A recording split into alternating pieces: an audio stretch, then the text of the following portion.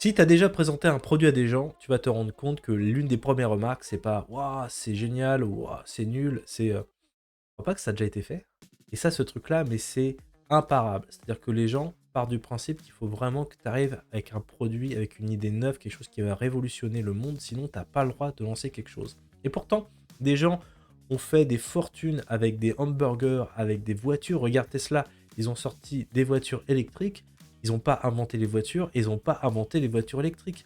Seulement, ils arrivent et disruptent le marché avec une nouvelle ergonomie, une nouvelle façon de concevoir, une nouvelle façon de réfléchir. Et c'est exactement ça que tu dois faire.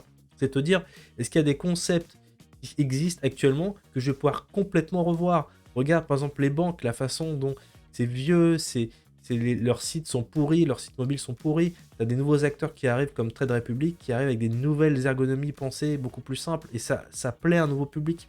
Donc tu arrives avec un vent de fraîcheur sur des choses qui existent déjà, mais déjà tu vas t'épargner énormément de choses. Déjà, tu sais que c'est des produits qui ont des clients, qui ont un marché. Donc, c'est un marché que tu peux étudier, tu peux savoir ce qu'ils font, tu peux savoir quelles sont les failles de leurs produits.